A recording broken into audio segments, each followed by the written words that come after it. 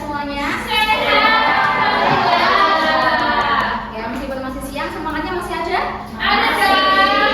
Oke. Nah, hari ini kita bertemu lagi dengan pembelajaran IPA ya, dengan judul Indonesiaku Kaya Hayatnya. Nah, sebelum itu hari ini ada yang tidak hadir rekan-rekannya? Ada. Ardifa, kenapa? Sakit. Ada suratnya?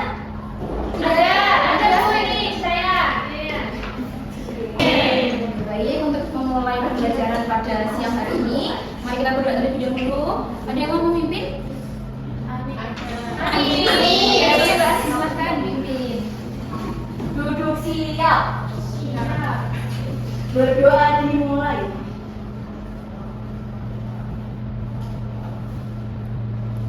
Berdoa selesai.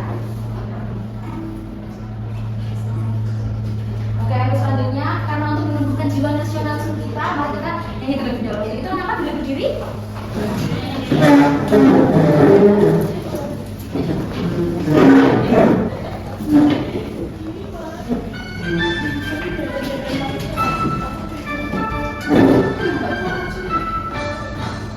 Dari Sabang sampai Merauke berjajar pulau-pulau, sambut menyambut menjadi satu, itulah Indonesia.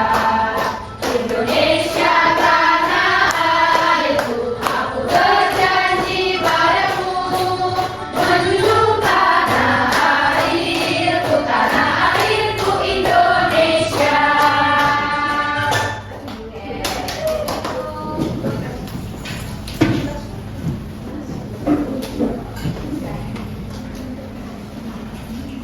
Oke, anak-anak, pada siang hari ini kita akan mempelajari tentang kekayaan Indonesia, flora dan faunanya. Nah, apa sih yang akan kita capai untuk pembelajaran kali ini? Nah, nanti anak-anak diharapkan bisa memahami bagaimana faktor geografis Indonesia ini mempengaruhi keanekaragaman flora dan fauna di Indonesia. Nah, di sini aku mau tanya, apa sih yang ada di benak kalian ketika ibu menyebutkan kata flora dan fauna? Binatang. Binatang. Dilindungi. Nah, coba ibu minta sebutkan satu anak menyebutkan fauna maupun flora yang ada di daerah kalian. Ada yang mau? Mana anak silakan. Bunga bangkai. Bunga bangkai di mana Mbak Nana tinggalnya? Di Lupon. Oh, ada bunga bangkai. Ada yang lain mungkin?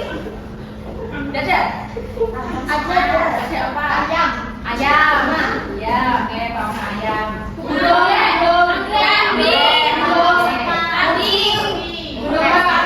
Anjing. Ya. Oke, di sini ibu bawa apa dia tadi apa? Depan Kangguru. sama Kodok. Oke. Oke, anak-anak, mengapa ya kita di daerah Semarang ini jarang melihat kanguru sama komodo? Karena kita ganggu manusia hampir punah. Terus apakah memang bukan tempatnya? Iya. Oke. Lalu di sini ada pohon apa? Sawit. Ini adalah pohon penghasil sagu yang dimakan orang Papua. Pohon Sagu. Kita pernah melihat ini di Semarang? Iya. Ini? Pernah. Di mana biasanya? Pantai. Di depan rumah kan? Iya. Iya. Di pantai ya? Iya. Bagus sekali Pak Cita dari contohnya. Oke, kita melihat video sebentar ya.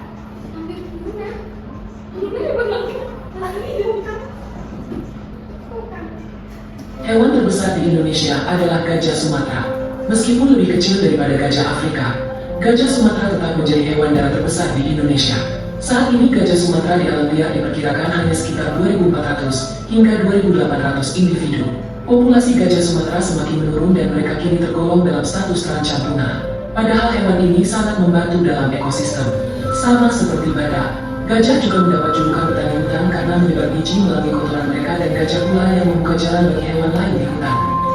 Hewan Oke. Tadi ada hewan apa di video? Gajah. Apa yang diinfokan oleh Mbak tadi saat berbicara, kenapa gajahnya? Nah. Oke, setelah kita lihat video yang kedua.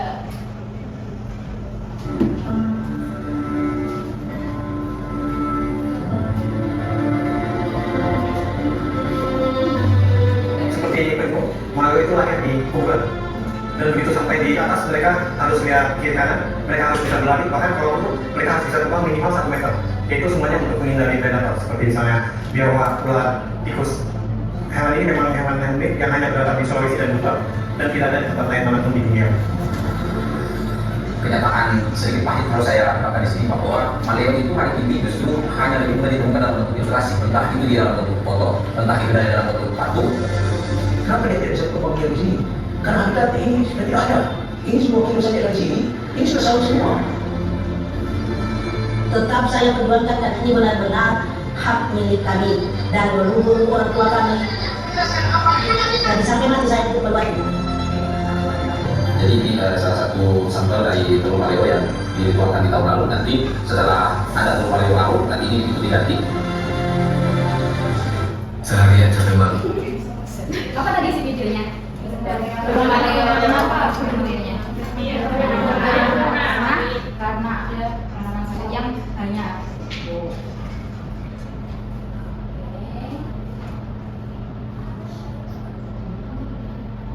Kira-kira dari video yang tadi kalian saksikan, langkah apa sih yang kira-kira bisa lakukan untuk tidak terjadi hal seperti itu? Salah satunya adalah mengurangi sakit. Ya, nanti kita bahas lebih lanjut lagi, oke? Nah, kita akan masuk ke materi keanekaragaman flora dan fauna di Indonesia. Nah, keanekaragaman flora dan fauna itu dibagi menjadi 3 wilayah, karena yaitu yang pertama wilayah Indonesia Barat atau disebut dengan Asiatis, kemudian wilayah tengah atau disebut juga wilayah peralihan, atau wilayah timur atau disebut juga dengan Australia. Sekarang yang kita dengan negara Australia. Nah, pulau-pulau apa aja yang menduduki di wilayah barat? Nah, di ini ada Pulau Sumatera, Jawa, Bali, Kalimantan, Makassar, Lombok. Kemudian yang di tengah ada Sulawesi, ada Pulau Maluku, Nusa Tenggara. Kemudian wilayah timur atau Australis ada wilayah Pulau Papua, Pulau Palu, dan beberapa kepulauan yang ada di sekitarnya. Nah, pembagian wilayah ini itu ada dibagi, ada namanya garis, itu garis Wallace sama garis Weber. Nah, garis Wallace itu membagi wilayah barat dengan wilayah tengah. Nah, itu dimulai dari pertengahan antara Kalimantan dengan Sulawesi, jadi dari sini kemudian sampai ke Bali. Nah, ini namanya garis Wallace. Nah, kalau yang Weber itu dari sebelahnya Sulawesi sampai ke sampingnya Timur Leste. Ini namanya garis Weber. Nah, ini beberapa karakteristik atau ciri-ciri fauna hewan yang ada di wilayah masing-masing wilayah. Nah, kalau di wilayah barat atau wilayah Asiatis itu biasanya didominasi sama mamalia yang besar-besar, hewan-hewan yang besar. Kemudian binatangnya itu biasanya yang berbulu tubuhnya nggak indah, kayak ya udah hitam, coklat gitu. Kemudian sedikit burung yang berwarna merah. Nah, kalau yang wilayah tengah dia itu memiliki ciri khas tersendiri. Kemudian kaya akan hewan-hewan yang endemik. Kemudian burungnya juga memiliki ciri khas yang berbeda dari dua wilayah tadi. Nah, kalau untuk wilayah yang timur atau Australia, sini fauna hewan-hewannya itu berbanding terbalik dengan yang barat. Kalau tadi mamalia gede-gede, kalau yang ini mamalianya kecil-kecil. Kemudian burungnya juga tidak. Kemudian banyak hewan yang berkantung. Salah satunya adalah burung. Nah, berikutnya karakteristik atau ciri-ciri flora. Kalau di wilayah barat atau Asiatis itu didominasi oleh hujan tropis seperti daerah Sumatera atau Kalimantan. Nah, ada juga hutan musim kayak di daerah kita ini, Jawa Tengah, Jawa Barat, Jawa Timur. Kemudian banyak pohon-pohon kayu yang harus besar, contohnya kayak pohon yang sering dibuat kursi namanya apa? Jati. Itu biasanya tumbuh di area Barat, Kalimantan, Sumatera. Kemudian wilayah tengah didominasi oleh sabana. Biasanya sabana itu kayak padang rumput yang luas, daerah Jawa Barat. Ada juga stepa. Nah, kalau wilayah timur didominasi hampir sama dengan wilayah barat, yaitu didominasi oleh tanaman hutan tropis besar. Ada juga banyak lumut di daerah Jaya. Nah, ini beberapa contoh hewan flora fauna di beberapa wilayah. Kalau di Asiatis ada tadi mamalia yang besar, kan ada dari Sumatera, kemudian banteng badak, kemudian kalau di wilayah tengah itu komodo kita kenalnya, kemudian ada babi rusa, burung maleo, terus apa? Buaya, ya ada juga. Kemudian di wilayah timur ada burung cendrawasih, maleo Papua, kemudian ada juga kanguru. Nah, kalau floranya keduanya, kalau di barat ada kayu jati, rafflesia, bunga bangkai. Kemudian kalau di wilayah tengah anggrek, kemudian cendana, sabana, padang rumput, biasanya daerah Nusantara. Kemudian kalau wilayah timur Ada pohon sagu, pohon matoa, dan sebagainya. Ada yang pernah makan matoa? Pernah. Apa sih rasanya matoa? Kayak rambutan nggak? Iya. Itu krisis identitas, krisis rasa. Yang mungkin silangan ya. Nah, sebenarnya kita membahas tentang faktor-faktor pengaruh persebarannya. Nah tadi kenapa kok di Semarang ada kelapa tapi nggak ada pohon sagu, kemudian di sini nggak ada komodo, di sana ada. Nah ini memang ada beberapa faktor, ada faktor klimatik, faktor edatik, kemudian faktor topografi dan faktor biotik. Faktor klimatik kondisi alam ini di mana flora dan fauna ini bisa tumbuh karena membutuhkan iklim yang sesuai untuk bisa hidup, membutuhkan iklim yang sesuai. Contohnya, jadi suhu kalau kelapa itu kan membutuhkan daerah panas, kalau di gunung garam, biasanya memang daerah panas. Lalu kata atau tumbuhan lumut biasanya memang daerah yang lembab itu tinggi karena dia membutuhkan dorongan itu untuk bertelur, untuk kata. Nah kalau faktor edatik itu tanahnya, kualitas tanah di daerah tersebut itu mendukung tumbuh dan berkembangnya tumbuhan hewan. Contohnya tadi pohon kelapa emang tumbuhnya itu di tempat tanah yang berpasir, kalau di pantai-pantai. Kalau di dekat daerah saya di Rembang itu pantainya bukan pantai yang berpasir, itu pantai yang apa ya? Kayak tanah liat gitu pantainya. Itu nggak ada pohon kelapa. Kalau tanah yang berpasir, nah itu biasanya bisa ditumbuhi kelapa. Kemudian babi hutan dan burung rawa itu biasanya di daerah tanah gambut. Tanah gambut itu tanahnya kalau airnya lebih tinggi dari tanah. Iya, benar banget Mbak Tamu. Kemudian yang ketiga faktor topografi. Nah ini berhubungan dengan semakin tinggi tempatnya, maka semakin tinggi juga suhu itu dibandingkan. Contohnya jenis kambing. Kambing di sini mungkin beda dengan kambing yang di gunung sana. Di sini kambingnya ada biasa, tapi yang di gunung-gunung bulunya lebih tebal. Kemudian faktor biotik atau makhluk hidup dipengaruhi oleh makhluk hidup lainnya. Hubungan dengan apa? Tumbuhan itu kan menyediakan makanan kepada hewan. Dengan hewan membantu menyatukan untuk penyebaran di luar. Dan manusia juga bisa mencegah, namun juga bisa merusak. Contohnya apa? Ayam dan sapi itu kan masih berluas karena memang dibudidayakan oleh manusia sebagai kebutuhan pangan.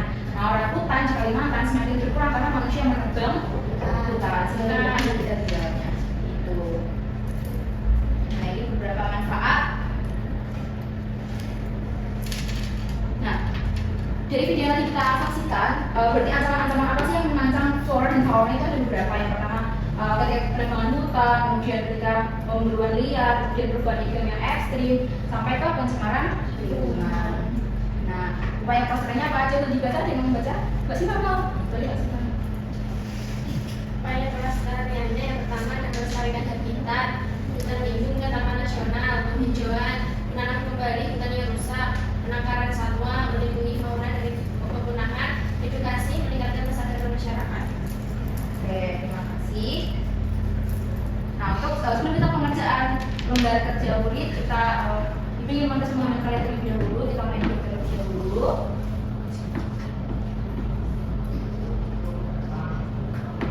Nanti belajar bersama-sama ya. Siap. Baca nggak? Apakah benar?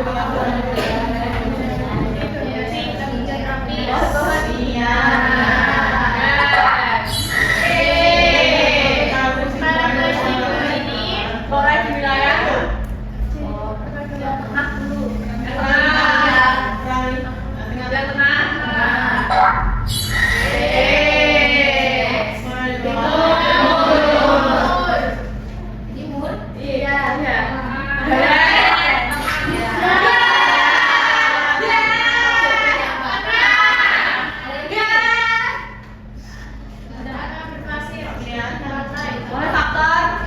Yang kedua sih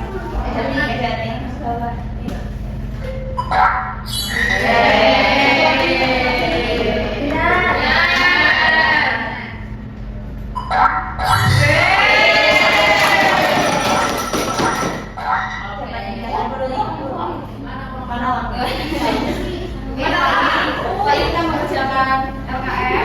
Dia jangan di sini dia.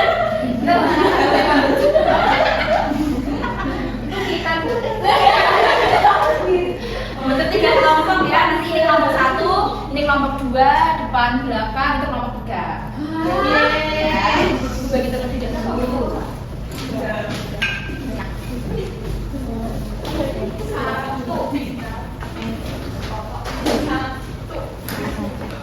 Itu jadi contohnya.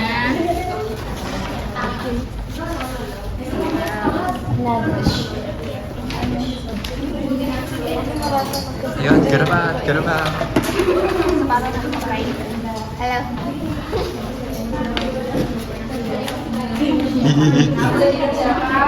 Nanti ada ibu kasih gunting, potongan gambar nanti ditempelkan di wilayah manakah hewan-hewan ini berasal. Oke? Siap. Timur ini nggak sih barat? Ini kan ini kan belum dikasih gunting menyesuaikan ukuran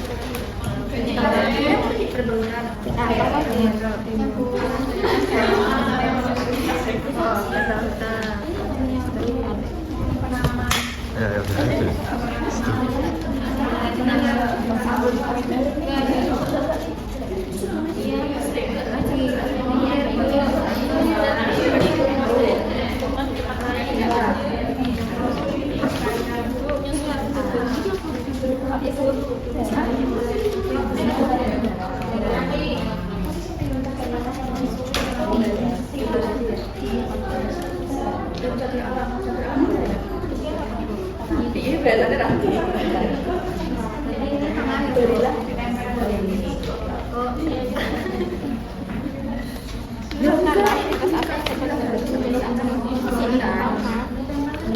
Penebangan liar.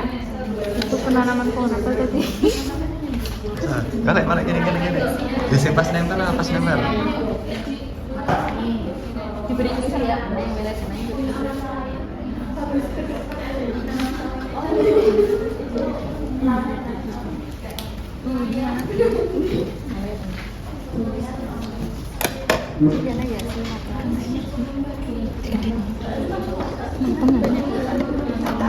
Bebas.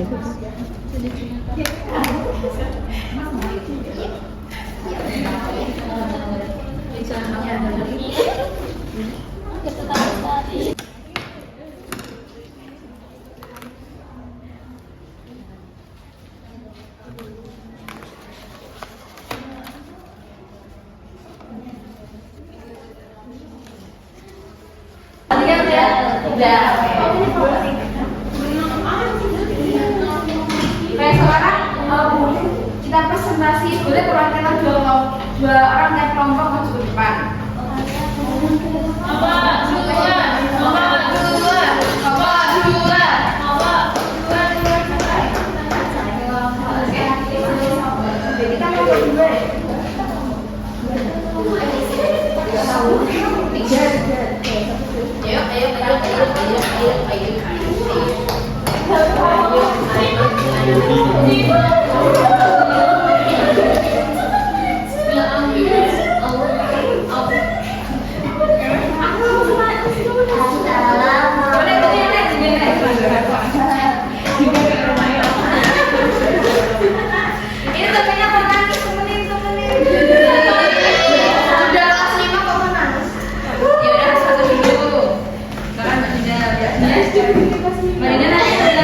Presentasikan terkait dengan nih menjodoh-jodohkan profesinya ya.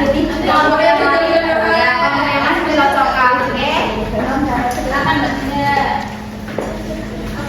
Assalamualaikum warahmatullahi wabarakatuh.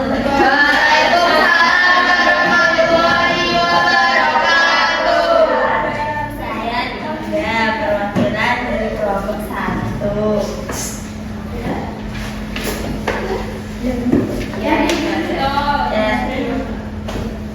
Yang menjodohkan yang pertama, kebanyakan binatang memiliki ukuran yang besar. Itu wilayah Indonesia wilayah barat atau Asiatik.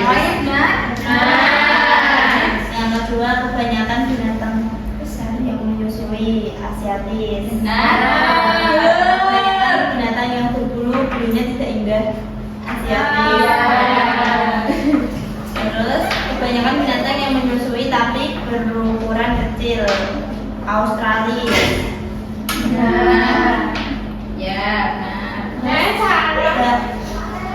Banyak terdapat burung yang bulunya indah, Australia.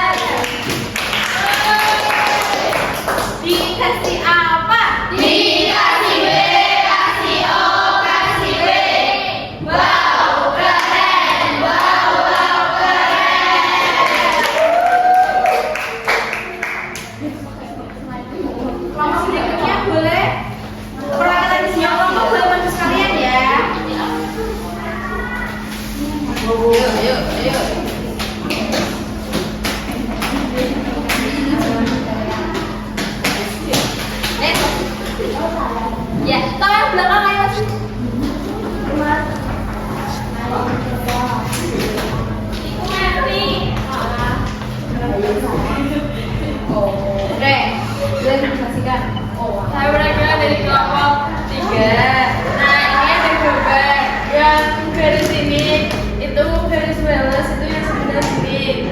Terus garis berikutnya di sebelah sini. Yang pertama barat itu ada gajah orangutan dari Sumatera kayu jati. Terus yang peralihan Gunung Maleo, Cengkat, Komodo, Anua. Sama. Nah, Himalaya ini ya kurang tepat. Himalaya ada di wilayah Nah, terus di wilayah timur ada Matoa, Kuskus, Nangulu, dan Cendrawasih. Oke, udah tepuk tangan ya, Bang. Kemarin sudah membacakan yang upaya aktivitas yang mengancam. Nomor 1, menurut kamu aktivitas apa saja yang dapat menjadi ancaman bagi flora dan fauna? Jadi ada penambangan hutan, cuaca ekstrim, dan penanaman sawit. Terus juga, bagaimana cara kita menjaga agar flora dan fauna Indonesia tetap lestari? 1. Melestarikannya, 2. Reboisasi, 3. Cagar alam. Sudah. Oke, ada yang ingin menanggapi dari presentasinya kelompok 2 dan 3? Dari kelompok 1 mungkin? Cukup? Oke, dulu dikasih apa? Dikasih B, kasih O, kasih B. Wow, keren! Wow, keren! Pak ini kita akan mengerjakan soal evaluasi untuk menguji jawaban dan tentang materi ini. Ya, silakan dikerjakan selama 5 menit. Sudah? Sudah? Oke. Sudah, Bu.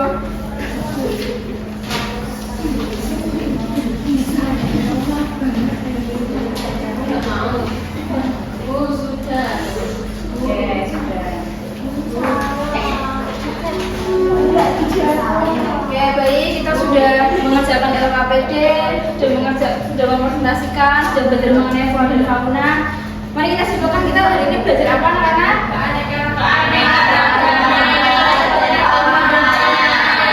Terus upaya-upaya aja supaya flora dan fauna kita ini tetap terjaga, tidak punah, Dilestarikan, dijaga.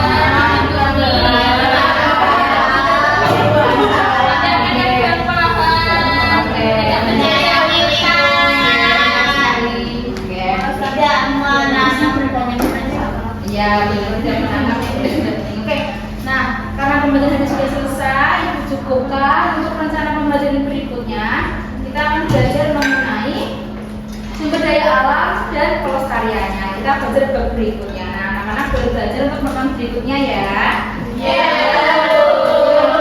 Karena sudah siang, sudah selesai. Mari kita akhiri pembelajaran hari ini. Terima kasih. Boleh dipimpin doa lagi sampai mungkin. Baik, untuk mengakhiri pembelajaran hari ini, marilah kita berdoa. Berdoa dimulai. Berdoa selesai.